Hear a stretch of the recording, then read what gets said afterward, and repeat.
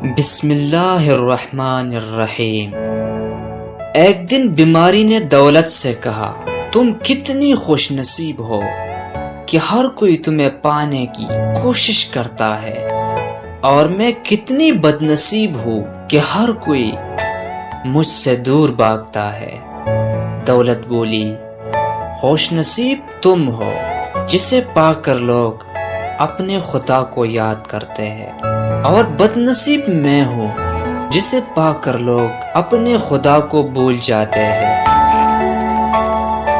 کبھی بھی خود کو اتنا قیمتی مت سمجھو کہ ہر کوئی تمہیں دل سے نکال دے، کہ ان کے جس چیز کی قیمت زیادہ ہوتی ہے اسے اکثر لوگ چھوڑ دیتے ہیں۔ زندگی ملی تھی رب کی عبادت کرنے کے لیے، پر وقت گزر رہا ہے کاغذ کے ٹکڑے کمانے کے لیے۔ نہ کفن کی جیب ہے نہ قبر میں الماری، اور کمال کی بات تو یہ ہے کہ موت کا فرشتہ رشوت بھی نہیں لیتا۔ دو منہ والے سام سے تو شاید بچنا ممکن ہے، لیکن دو منہ والے انسان سے بچنا بہت مشکل ہے۔ وہ جو اندر سے مر جاتے ہیں وہ اوروں کو جینا سکھاتے ہیں۔ یہ جو ساتھ میں ہنستے ہیں وہی بعد میں سام کی طرح ڈستے ہیں۔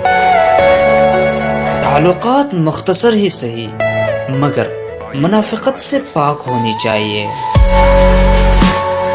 جو ساتھ رہ کر بھی برا سوچے اس سے برا تو کوئی دشمن بھی نہیں ہے۔ اس لیے آستین چک کرتے رہنا کہے سانپ ہی نہ پل رہا ہو۔ حال چال پوچھنے کے بعد جب لوگ آپ کا پیشہ پوچھتے ہیں تو ان کی مراد یہ ہے کہ آپ کتنے پیسے کماتے ہیں، تاکہ اس حساب سے آپ کو عزت دی جائے۔ دھوپ سے بچنے کے لیے چھت مل جاتی ہے، سایہ بھی، مگر عزت کی چادر اتر جائے تو کوئی چھت بھی تحفظ نہیں دے سکتی۔ دن اور محبت میں ایک چیز مشترک ہے، سب کچھ سامنے ہوتا ہے مگر نظر کچھ نہیں آتا۔ اگر آپ کے ساتھ ناانصافی اور زیادتی کی حد ہو جائے تو بس اتنا سوچ کر خاموش ہو جانا کہ جو ذات اوپر بیٹھی ہے وہ بہت بے نیاز ہے۔ اچھے لوگوں کی ایک خوبی یہ بھی ہوتی ہے کہ انہیں یاد رکھنا نہیں پڑتا، وہ یاد ہی رہتے ہیں۔ پتھر کی ایک خامی یہ ہے کہ وہ کبھی پگھلتا نہیں، پر ایک خوبی یہ ہے کہ وہ کبھی بدلتا نہیں۔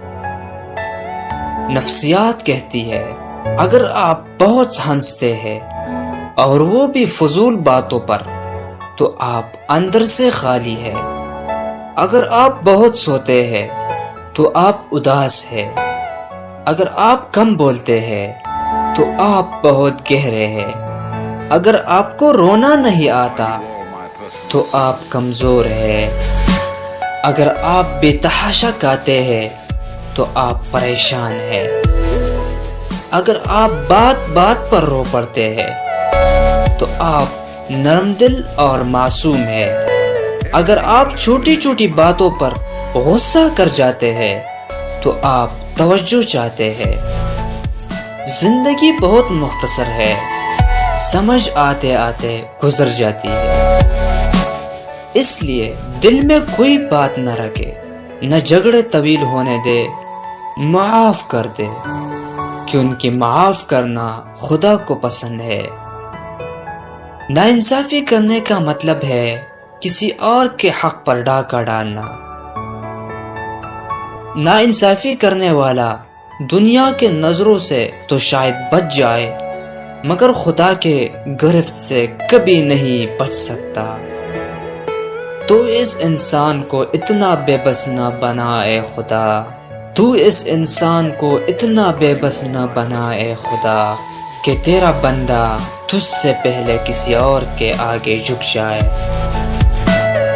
ناانصافی کرنے والے صبح کے سورج پر ہی غور کر لے تو جان جائے کہ کوئی کسی بھی عہدے پر ہو، اجالا سب کو برابر ملتا ہے۔